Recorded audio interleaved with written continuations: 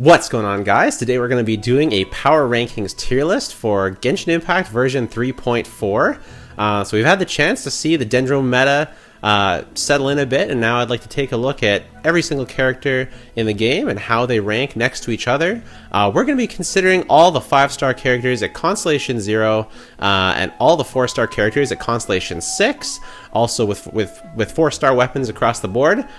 Even characters like Faruzan I know are very difficult to get at Constellation 6, but eventually you will, and hopefully one day Genshin will add them to the shop, but we're going to be considering them at C6. I may mention, where they would be if they weren't at C6 during the video. So I know a lot of people don't like tier lists in Genshin, but I find them really fun. I also find them super useful so that you just have an idea of how strong a unit will be if you choose to build them, if you choose to build a team around them.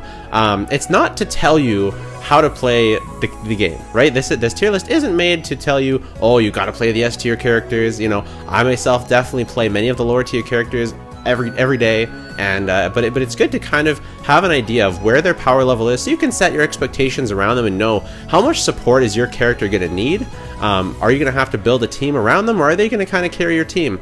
This tier list is going to take into account the strength of the characters, so and what is their strongest teams, and because the Genshin Impact is a team game, right? And how impactful is that character in their team? Do they lift the lid and make that team stronger, or are they a bottleneck that holds back the team, right? And so you might be wondering, why should you listen to me?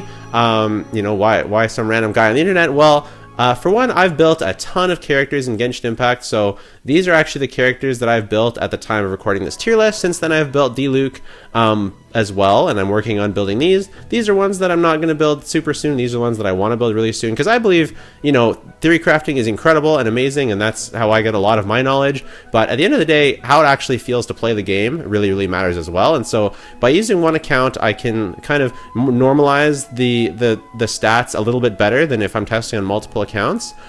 So basically, I'm hopefully one day build every character, but in addition to having a ton of the characters built, I also 36 star the Abyss dozens and dozens of times every rotation, multiple times a day, usually just for fun. So I have a very good idea of how each character performs in each Abyss cycle, and I can compare them relatively well. So I also do watch, way too many YouTube videos about other people's opinions, other theory crafters, other YouTubers, non-theory crafters, just players' opinions.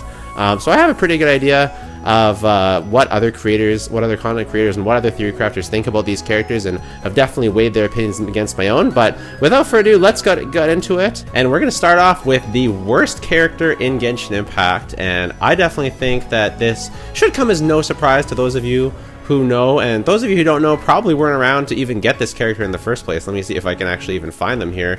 The worst character in the game is probably Aloy. Aloy doesn't really have too much going for her. She can be somewhat okay as a battery for crowd teams. She can do some damage with Icy Quills, but she has a lot of clunky junk in her kit, and it's just not good. It's not fun to use. It's not very powerful. If you like Aloy, though, if you love Horizon Zero Dawn, she can absolutely be used to clear the Abyss. I highly recommend getting Shenhe and Kazuha and another cryo unit, maybe even Ayaka, and just use her as a kind of sub DPS or something like that. And she can be all right. Next is going to be Xinyan. Xinyan's probably well, she's okay in mono pyro teams. You can use her, with Bennett, Kazuha, Zhongling, and she can, she has a place for sure. She can definitely, she can be an okay physical carry, although I don't really recommend it. She has a pyro shield, which can be used. She can be used as a physical support for Eula, because she has some physical resistance shred in her kit, so you can get some nice big screenshot numbers with Eula, but it's not very consistent, and her team's generally not very good. She's also not very good with Burgeon. Burgeon is just because she needs to build full EM to take advantage of her shield proccing the Burgeons. And if you build full EM, her shield is not very strong, then her shield goes away, and then she's not proccing any Burgeons. So not really recommended to build Xinyan, but if you build her in Mono Pyro, it's a pretty good team altogether, but she's definitely hard carried by Bennett, Kazuha, Zhongling. So next up is going to be Amber. Amber's a fine character, especially as a support for Hu Tao. She can also do some crazy melt stuff with Chongyun, I've seen in the Abyss beating the Wolf Lord with some 200k melts from Amber. That was wild to see, but most people's Amber is not going to be doing that unless you really, really understand the game and how it works. And it's just not. It's still a meme. It's still a gimmick, right?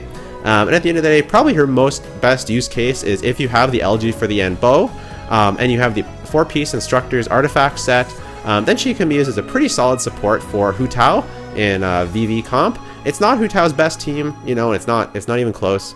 But it definitely can be used, and you know, most people don't have the LG for the end bow and probably aren't going to be giving it to Amber if they do. But if you like Amber, if you want to make it work, you definitely can. She's just, again, not the one carrying her team. She's kind of getting carried by her team, which is totally fine. You can still make her work. Chongin is next. He's not strictly terrible. He just doesn't do all that much damage. His rotation decreasing gimmick could be useful one day. It could be part of a pretty solid team one day, but not right now. And infusion gimmicks generally aren't too good, just because even if you're infusing someone's attacks, normally if they want their attack to be infused, it will already be built in their kit.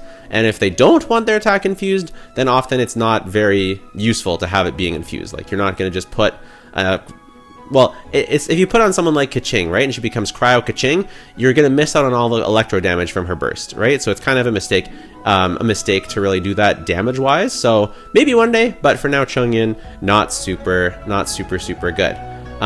You can still use him though. You can definitely use him in a freeze team or you know, a national, you know, international team. Not internet in Chongyin National or however that is. Ningguang as well. I don't like Ningguang too much for a couple of reasons. I haven't built her yet. I've been tempted to, but she's clunky. Her attacks are kind of bugged. It's a bit of RNG with her auto attacks, which is pretty annoying. She can be pretty good as a burst bot to burst down some single target bosses, but at the end of the day, there's a lot of characters who do much stronger single target damage than her, and she's pretty much useless in AoE, which is not super good when you're entering the Abyss, because almost always, even if it's a boss rush floor, only two of the three chambers will generally be strictly single target, and so she'll be kind of dead weight for the other chamber. She's not terrible. If you want to put her in D tier, I could definitely respect that. I could definitely get behind that. You know, hey, let me know in the comments if you think she should move to be D tier. If you got some clips to send me or some videos to send me on her doing damage, and maybe I'll consider it, right? I kind of want an excuse to build her one day. The biggest thing that holds her back is she is an attack scaling Geo character, and the best Geo support is Goro, and he scales.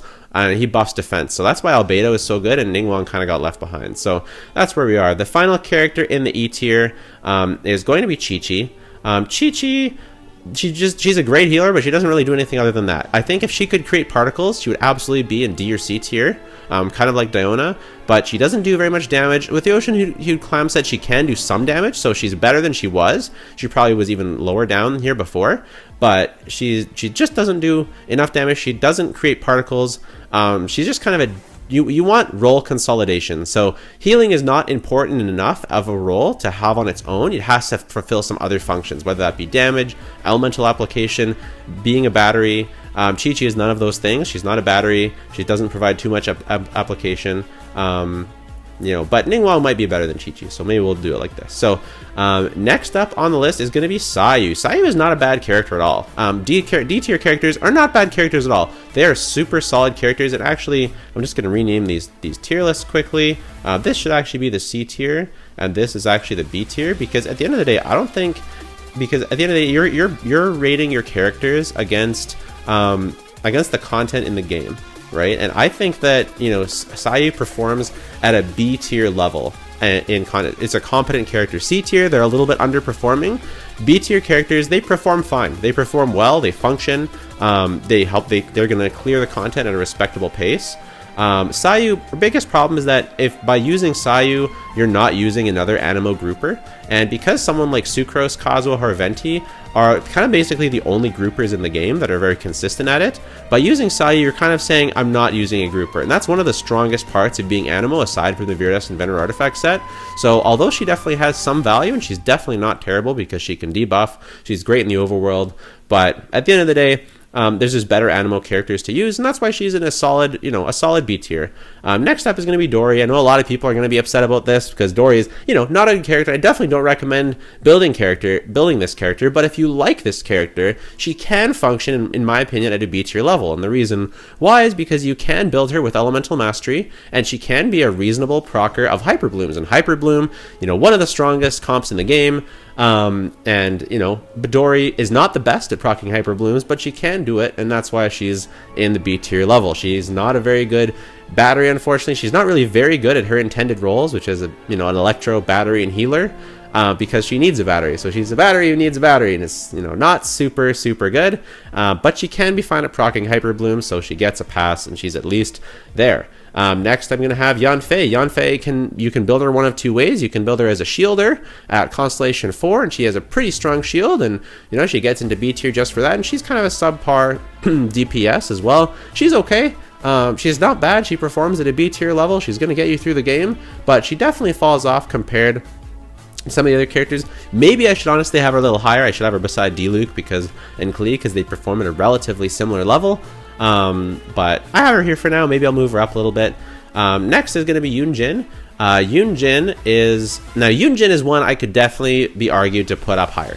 The reason I haven't put up higher is because her only good team is with Yoimiya. And before you hate on me, you know, Yunjin's does not work very well in Ayato teams because her stacks run out. She only has a limited amount of stacks. She does not work well in Wanderer teams because, again, Wanderer definitely functions well in AoE, and Yunjin, her stacks run out extremely quickly in AoE, so she's not very useful for AoE situations. So it's basically just Yoimiya, and in my opinion, Yoimiya isn't all that great of a character. She's an A- character, spoiler alert.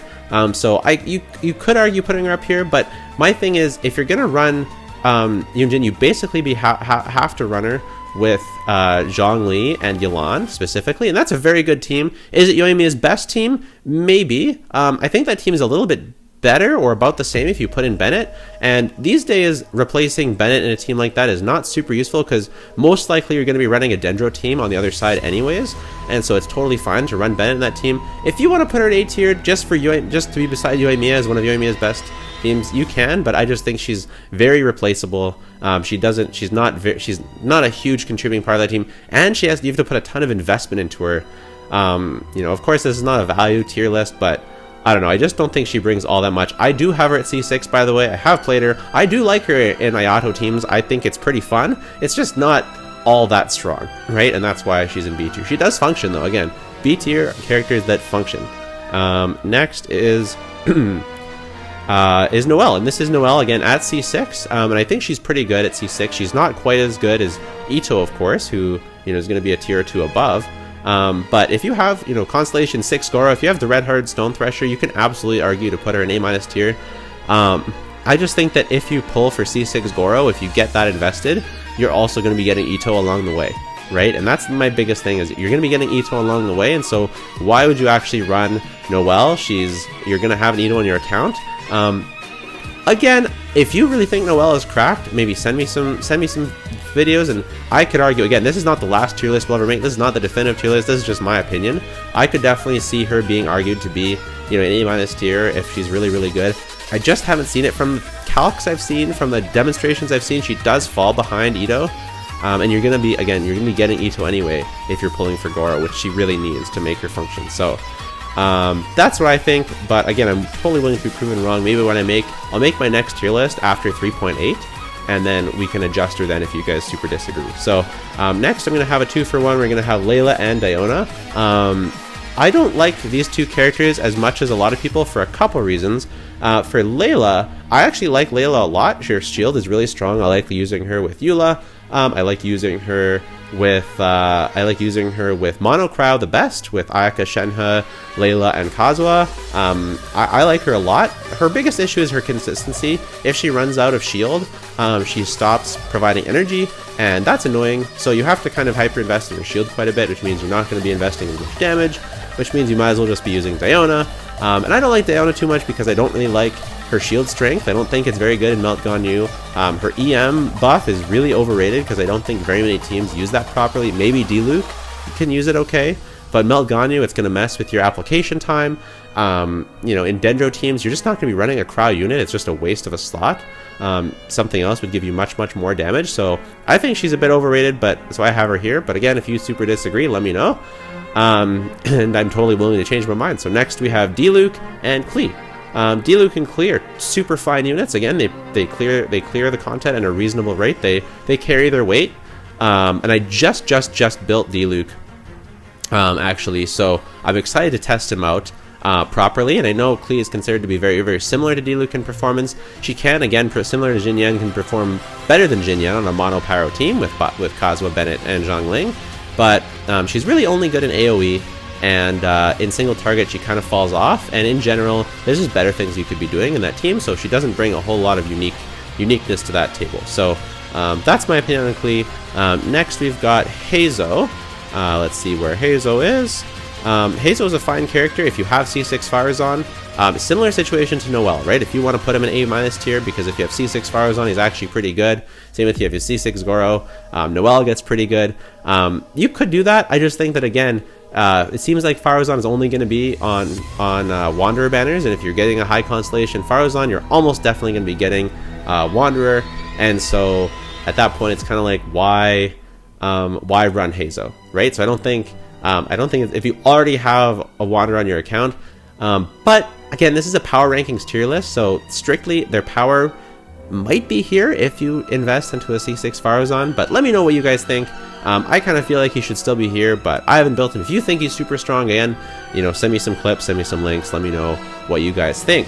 Barbara is next on the list. I think Barbara is actually a pretty underrated character. She's Hydro, so she can be pretty good on a Hyper Bloom team, pretty good on a Freeze team. She can do some crazy vapes, if you've seen those videos, which is crazy, but she's definitely, like, not an absolutely incredible tier, but she's a solid B tier character just because Hydro is that good, right? You can see she's the lowest Hydro character on this list, and because Hydro is just that broken. If she applied more Hydro, she would absolutely be an A- character. She just doesn't apply all that much Hydro. And you're thinking she's not the worst Hydro character in the game. That would be Candace, and I think Candace is just a little bit better than Barbara, just good enough to put her in the A- tier. And the reason why is because if you're running a Nilou team, or even to some degree a Hyper Bloom team, she can actually be a fine replacement for Xingqiu. She can actually even outperform Xingqiu in a Nilou team in AoE. Because you can build her full elemental mastery, infuse the attacks of your Yao Yao, who is also could be built with lots of elemental mastery, and she can do tons of damage in a Nilou team. And that's, really good to be able to replace Xingqiu, who is, one of the strongest characters in the game, and she can free up that slot to go on your other team and not lose performance.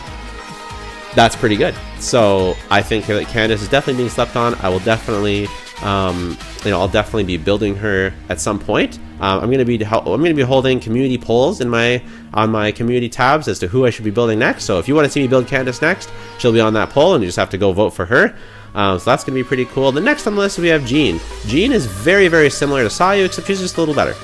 So the one thing that I used to have her actually higher, but the problem with Jean is that she can't really take advantage of any sort of Dendro comps, and Dendro is one of the most powerful teams in the game at this point. And she just doesn't synergize well with Dendro at all, and so she kind of just got pushed down a bit. Similar to Sayu though, if you're running her, you're not running another grouper. I know Sunfire can be good. My Jean's only level 80. She's built as animal damage crit build. I will be building her as an EM build and testing that out and seeing how good it is. If I think it's better, I'll move it up, but I think right now she's just not super good. You'd just be better off running one of the other animal characters that can group. Next on this list I have Eula, and I know some people may be upset with this. I sure hope that Mika comes out and that Mika, improves Eula a lot, and Eula stonks go up, and it's going to be amazing and big damage, and it's awesome. I like Eula. My issue is that her favorability, it's not even the fact that she's physical, because there's lots of ways to reduce physical resistance, but my issue with Eula is that when you take her into the Abyss and you've got these enemies that are moving around, she can't build up all her stacks. You can't get your combo off properly, and because her burst is all backloaded damage, you used to be able to argue that backloaded damage could be okay, but at this point, backloaded damage is really not good 99% of the time. And you've got these enemies that have multiple phases, like the Magu Kenki, like the Perpetual Mechanical Array, movable enemies like the Ruin Snake, like the Weenut. Even the Dendro Chicken, it runs around all over, and it's hard to finish your combo. It's hard to get your burst to hit. Your burst can... I don't even mind the not critting part. I can reset the chamber. It's just when these enemies are moving all around, it can be an absolute pain to get your stacks and to get your burst to hit, and her damage is good. And that's what I'm worried about Mika, is that her damage will be improved, but if you can't get all of your stacks, and if your burst hits at an invulnerable point, you don't see that health bar go all the way down. It can only go to a certain point. So I think Eula is a bit overrated, but I hope, I hope that I'm wrong. I've got a pretty cracked out Eula, and I'm hoping that when I get Zhongli, that'll improve my comfort a lot, and I can, do my combos better and stuff like that. So I'm excited for that, and I'm excited to test Eula even more. Next, I've got Kaya and Rosaria. I think Kaya and Rosaria are very, very good characters. Again, there's A- characters. These are characters that kind of overperform, in my opinion. They're characters that they at least perform as well, or they overperform relative to the content in the game. So, I think that by putting Eula here, I'm no means saying that Eula is bad. I'm just saying that she's not as good as some of the other characters. And, Kaya and Rosaria, they can be really, really good options as a support for your Ganyu or your Ayaka on freeze teams. They can be used together on a freeze team. They can be used together on a melt team, reverse melt team. And they can be very, very good. They can be very, very strong. They're great battery generations. They're really, really good characters. Very, very solid characters. Their damage isn't crazy. So, for that reason, I just have them in A- tier, but I could see you arguing to put them in A tier, but I'm just going to leave them A- tier because that's kind of where I think that they are. Next is Kujo Sara. Kujo Sara is crazy in one single exact team, and that's a Raiden team, but it's not even necessarily Raiden's best team. When we have Hyper Bloom going on, Fischl and Yaimiko can replace her very, very easily and arguably be better in some situations. Maybe not Fischl, but Yaimiko for sure in multi-wave scenarios. If you have and here's the thing, if you have Constellation 2 Raiden, because again, this tier list is for Constellation 0 characters. If you have Constellation 2 Raiden, you can absolutely argue to put Kujo Sara as part of Raiden's best team, and Raiden's an S tier character, and because Kujo Sara's power scales with Raiden's investment, right? And so if you have a C2 Raiden, you have Engulfing Lightning or C3 Raiden, Kujo Sara is going to be giving so much value to that team because she buffs more the more invested your Raiden is. But at C0, she's very replaceable and not all that strong. So because the attack buff she gives is just not that crazy. So but she's still definitely solid, definitely an A- character for that specific team. So Kale Dendro is probably the best element in the game, right? The reactions are absolutely crazy. Depends how you define it. Maybe it's Hydro, but she's absolutely crazy because she's Dendro. Her actual kit, very clunky, a little bit restrictive, but it does work. It does work with some Quicken teams. You can use it on Nilou teams to pretty good effect. And again, Dendro teams are very, very strong. So she's just kind of boosted up here just by her element. It's nothing really she does. She does get some elemental mastery sharing in her constellations, and she's generally pretty good. Next character I have on this list is Lisa. Lisa is extremely underrated. Lots of people have Lisa down here, but Lisa with Dendro, she does a ton of damage. She can be an amazing substitute if you don't have Kaching or you don't want to build Kaching as a Electro Quicken driver. Maybe she's even higher than this. Maybe one if I might have her on my list of characters to build if you want to see me build Lisa. You can get her constellations from the shop. She definitely does a lot of damage. So, love Lisa. The next character, I'm going to put them both up here at the same time. And it pains me to do this, by the way, because I love these two characters, and that's Yoimi and Tainari. I know Tainari has insane damage. I know his single target damage is off the charts. But the problem is it's absolutely terrible when you try and use Tainari in multi-target situations. And it's the same with Yoimiya. They just don't contribute anything at all to multi-target situations, and there's no strictly boss rush in Genshin Impact. It's very, very rare that you're just going to hit one enemy. You're going to need some form of AoE, and these guys are going to really need to rely heavily on their other teammates, and for that reason I have them here. They're damage-wise, they could definitely be an A tier, and it's similar to Eula, right? It's the other factors that when you're actually playing them, and Yoimiya's damage is not as high as Tainari, it's not as high as Hu Tao. If you want to check out her damage, you can. It's still not bad. She performs really well. I love Yoimiya. She's one of my favorite characters in the game. But if her burst was better, if Tainari's burst was AoE, I don't know.